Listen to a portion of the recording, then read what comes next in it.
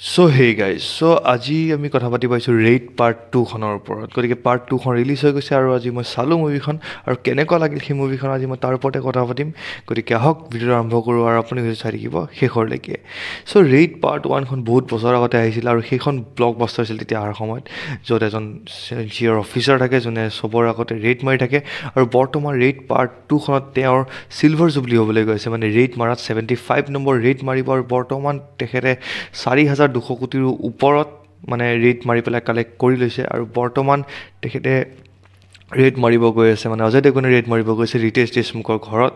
আৰু ৰিতেশ দেশমুখ এজন বহুত ভাল পলিটিচিয়ান হয়, যাৰ ইমেজটো বহুত বেছি ক্লিন হয়, এজন জনপ্ৰিয় পলিটিচিয়ান হয়, য'ত পাৰ্ট 1 খনত আছিলে তাও যিজন অলপ কাৰাপ্ট আছিলে আৰু চবেই তেখেতক ভয় খাইছিলে আৰু চবেই তেখেতৰ ইমেজৰ কথা জানিছিলে। কিন্তু বৰ্তমান ৰিতেশ দেশমুখৰ ইমেজটো বহুত বেছি ক্লিন আছে, গতিকে এটা নতুন চেলেঞ্জ হয়।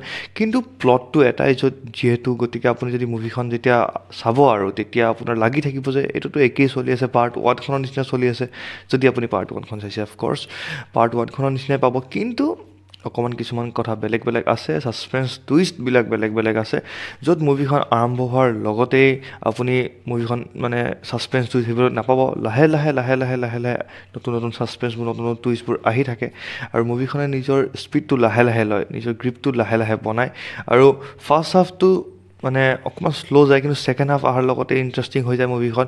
ফাৰ্ষ্ট হাফত ৰিতেশ দেশমুখ বেছি পাৱাৰফুল থাকে, কিন্তু ছেকেণ্ড হাফত অজয় দেৱগন বেছি পাৱাৰফুল হৈ যায় আৰু এনেকুৱা বুদ্ধি লগা য'ত ৰিতেশ দেশমুখে ধৰিবই নোৱাৰে। গতিকে ইণ্টাৰেষ্টিং আছে মুভিখন, চাই পেলাই বেয়া লগা নাই। আৰু মুভিখনৰ ভিতৰত আপুনি সেই পাৰ্ট 1 খনত তাওজিকো অলপ চলপ দেখা পাব, এটা দুটা চিনত তেখেতৰ কি হৈছে কি নহৈছে এইটোও গম পাব। মুভি দুখন কানেক্টেড আছে আৰু ভাল লাগিছে। আৰু ৰিতেশ দেশমুখ যিমান পাৰে নেগেটিভ ৰোলত আহিছে, প্ৰত্যেকবাৰে তেখেতে ইমপ্ৰেছ কৰিছে আৰু এইবাৰো কৰিছে, ভাল লাগিছে।